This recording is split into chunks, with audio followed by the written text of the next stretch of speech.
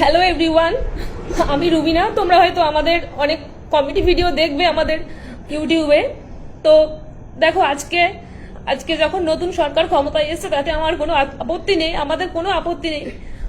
দেখো, মানুষ যখন পরিস্থিতির সাথে সাথে সব বদলে যায়, আর আজকে যে নতুন সরকার এসেছে তার জন্য আমাদের কোনো কষ্ট নেই, কিন্তু তা বলে বাড়িতে কেন এরকম করছে? আমার আমার ছোট বাচ্চা আছে, বাচ্চা ঘুমাচ্ছিল, প্রচুর পরিমাণে ভাঙচুর, আর আর আমার বাচ্চা জানলা খোলা ছিল, ইট ছুড়েছে। আমার বাড়ির পরিস্থিতিটা তোমাদেরকে আমি দেখাচ্ছি। জাস্ট আমার এই মুহূর্তে আমার বাড়ির পরিস্থিতি এই দেখো, আমার বাড়ির এই সব কিছু, আমার এই সব কিছু আছে, আরো বাইরের অবস্থা খুব খারাপ। আমি তোমাদের অন্ধকারে জুম করে দেখাতে পারবো না এই মুহূর্তে পরিস্থিতিটা। বাইরের প্রচন্ড অবস্থা খারাপ। সব এত পরিমাণে ইট ছুটছে ধারণার বাইরে। তো জানি না, এখন সবে মাত্র হয়তো 9টা বাজে, 9:44 এই অবস্থা। আমার বাড়িতে আমার হাজবেন্ড নেই, হাজবেন্ড ইলেকশন ডিউটিতে আছে, এখনো বাড়ি ফেরেনি, ফোন সুইচ অফ, আমরা ফোন করতে পারছি না। আর তার উপরে আমরা বাড়িতে দুটো মাত্র মেয়ে বাচ্চা নিয়ে এই অবস্থা। জানলা খোলা ছিল, জানলা থেকে পর্যন্ত ইট ছুটেছে আমার বাচ্চার।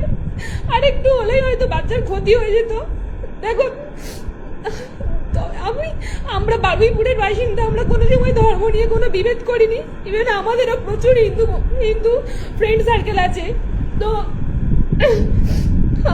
আমাদের যা হয় হোক, কিন্তু আমার ছোট বাচ্চাটা প্রায় 40 জন মতো এসেছিল বাড়িতে।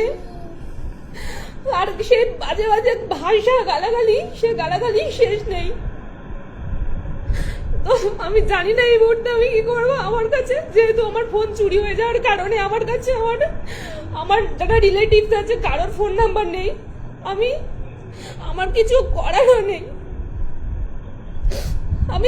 আমার হাজবেন্ড আজকে ফিরতে পারবে কিনা জানি না, এখনো তো ফোন সুইচ অফ। ইলেকশন ডিউটিতে সেই SIR থেকে ও ব্যস্ত আছে। আর আমরা এই দুটো মেয়ে, জানি না আজকে রাতে কি হবে ছোট বাচ্চা নিয়ে। তাই আমি ফেসবুকে লাইভটা এই কারণেই করা, যদি কোনো অসুবিধা হয় আমাদের, তো এটাই প্রুফ থাকবে। দেখো,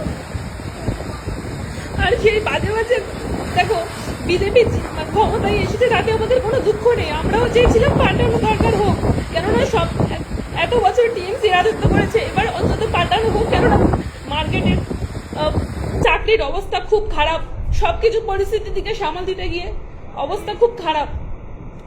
তো সবাই চাই যে নতুন সরকার ক্ষমতায় এসে কি করছে দেখার জন্য, কিন্তু এরকম পরিস্থিতি, আমার বাচ্চাটা যদি আজকে কোনো ক্ষতি হয়ে যেত আচমকা এসে এরকম 40-50 জন এরকম, আমি সেই মুহূর্তে ভিডিও ফুটেজ নিতে পারিনি, কেননা প্রচুর পরিমাণে ইট ছুটছিল। আমার বাড়ির অবস্থাটা আমি আরেকবার দেখাচ্ছি তোমাদেরকে। মা সরে যাও, এইসব অবস্থা। আর বাইরের অবস্থা তো খুব খারাপ। আর আমাদের গেটের এই তালাটা খুব, বলতে গেলে দুর্বল, যে কোনো মুহূর্তে ভেঙে ফেলতে পারে। ওরা অনেক চেষ্টা করেছে, কিন্তু কপাল ভালো এটা ভাঙতে পারিনি। আর এই দিকের অবস্থা এই। আর বাইরে আমি এখন গেট খুলতে পারছি না, অবস্থা খুব খারাপ বাইরে। আর আমার পাঁচিলের গেট ভেঙে দিয়েছে।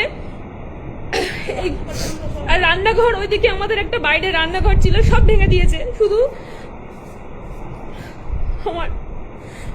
শুধু তোমাদেরকে জানানোর একটাই কারণ, আমার হাজবেন্ড বাড়ি নেই, বাড়িতে কোনো ছেলে নেই, আমরা দুটো মেয়ে ছোট বাচ্চা নিয়ে এখন পরিস্থিতি এই, জানি না রাতে কি হবে। তাই জন্য আমার লাইফটা করা, আমাদের যা বোঝাই হয়ে যাক, আমার বাচ্চা যেন যে সেফ থাকে এটাই আমি চাই। তো প্লিজ ওরা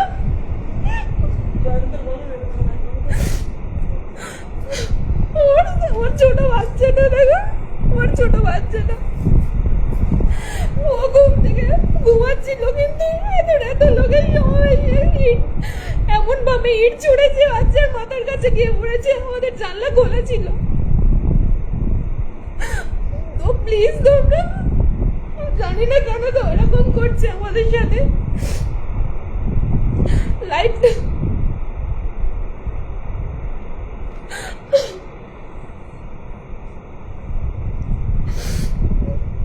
আমার আর কিছু বলার নেই। আজকে রাতটা জানি না কিভাবে কাটাবো, আমার কিচ্ছু বলার নেই। আর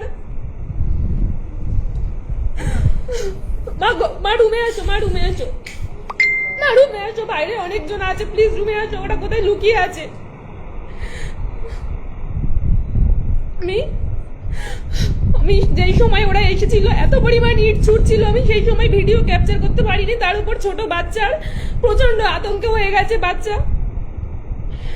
আর আর ওদের সামনে যাওয়ার মতোই নয়, যে কোনো মুহূর্তে গেট ভেঙে চলে আসবে, কেননা আমার গেটের পরিস্থিতি খুব খারাপ এইরকম।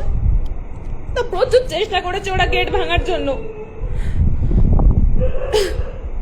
আমি এই কারণেই লাইভটা করা। আজকে আমরা দুটো মেয়ে একসাথে বাড়িতে থাকবো, ওরা যেভাবে থ্রেট দিয়ে গেছে আমাদেরকে, জানি না রাতে আর যদি বেঁচে থাকি তাহলে অবশ্যই কালকে কালকে তোমাদের সাথে শেয়ার করবো।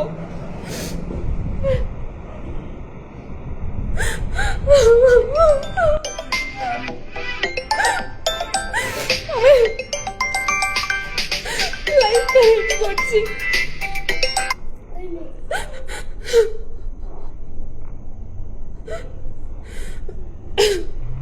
এন্ড করতে পারছি না, লাইভটা আমার মাথায় আসছে না, আমি লাইভটা শেষ করতে পারছি না, লাইভটা কিভাবে কাটবো বুঝতে পারছি না, মাথায় কিছু আসছে না।